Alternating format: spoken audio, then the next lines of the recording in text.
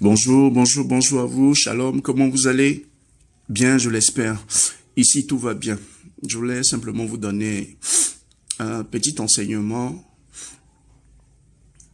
au niveau des hôpitaux, les CHU, les cliniques, etc. Quand vous êtes malade et qu'on doit vous envoyer là-bas, vous devez prier avant d'y arriver.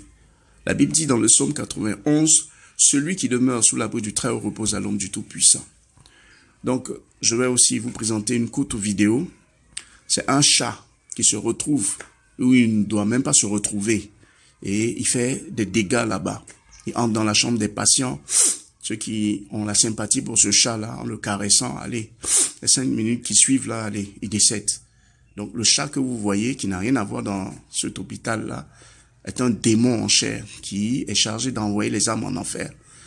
Il y a ces chats-là, il y a aussi des agents des ténèbres qui viennent déguisés comme des hommes de Dieu, voilà, pour prier pour vous, etc., etc. Mais quand ils viennent, c'est pas l'objectif qu'ils viennent présenter là. Ils travaillent pour le diable. Ils viennent récupérer vos âmes. Donc, faites très attention, priez véritablement avant d'arriver à l'hôpital. Et bien même quand vous êtes à l'hôpital encore, priez le Seigneur Jésus-Christ de Nazareth. C'est lui qui est la solution. La Bible dit, il est écrit, « Celui qui demeure sous l'abri du Très-Haut repose à l'ombre du Tout-Puissant ». Le psaume 91. Donc ici, vous allez vous-même apprécier la vidéo de ce chat. Moi, je le dis et je le répète, si vous voulez, vous croyez, vous ne croyez pas. C'est un démon en chair. Ils sont beaucoup dans les hôpitaux, les CHU, les cliniques. Voilà. Moi-même, je vous donne mon témoignage. J'ai été gravement malade et on m'a envoyé en clinique. Et j'ai prié. Mais dès que je suis arrivé dans cette clinique, je vous dis, cette nuit, je vois de la fumée qui se déplace, hein, qui rentre dans les chambres, etc. Une fumée même épaisse, noire. Plusieurs. Ça rentrait, ça se déplaçait. C'était des démons. C'était des esprits impurs, voilà, qui sont chargés de récupérer les âmes dans ces hôpitaux-là. Et qu'est-ce qu'ils font, ces démons-là? Ils viennent fausser les diagnostics que font ces médecins-là. Ou bien ils travaillent aussi avec ces médecins satanistes-là, voilà, dans ces hôpitaux. Parce que l'objectif, c'est de récupérer les âmes, de récupérer le sang. Et quand vous allez aussi dans le domaine des femmes qui accouchent, là encore, c'est encore grave. Parce que l'enfant même qui naît, déjà, il y a un autre problème encore. Déjà, ces femmes, ces infirmières démoniaques-là récupèrent le sang de ces femmes qui accouchent. Elles mélangent la vie de ces enfants qui naissent là.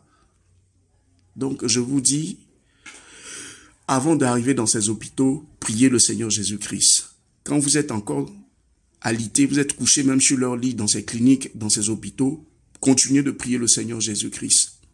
Que la paix de Dieu soit avec vous, que le Seigneur Jésus-Christ vous bénisse. Ouvrons nos yeux. L'Éternel des armées dont je suis le serviteur est vivant. Donc je vous laisse apprécier la simple et courte vidéo sur ce chat. Que le nom du Seigneur Jésus-Christ soit béni. Amen. Si un jour tu te trouves dans un hôpital et que tu vois un chat, tu sauras ce que cela peut signifier. Aux États-Unis, une histoire assez dingue s'est produite. Un chat est apparu dans un hôpital, littéralement de nulle part, mais tous les employés ont kiffé ce chat. Pourtant, ce chat n'était vraiment pas du genre câlin. Il passait toute la journée à pioncer et était méga sauvage. Cependant, certains membres de l'hôpital ont remarqué qu'il sortait un peu, faisait une ronde dans l'hôpital, vraiment pas longtemps, et se rendormait. C'est ce docteur appelé David Johnson qui a décidé de suivre ce chat. Le chat ne s'entendait pas vraiment avec presque personne, sauf un peu avec le docteur. Et un jour de repos, le docteur a décidé de suivre le chat pour voir son comportement. Ce jour-là, il a vu le chat entrant dans la chambre d'un patient. Et dans cette chambre, il a remarqué que ce chat semblait complètement changé. Il devenait le chat le plus doux du monde et montait même sur les genoux de ses patients. Cependant, après environ 5 minutes que le chat était resté sur le patient rendait l'âme. Découvre ce qu'il s'est ensuite passé en appuyant sur le plus. Si un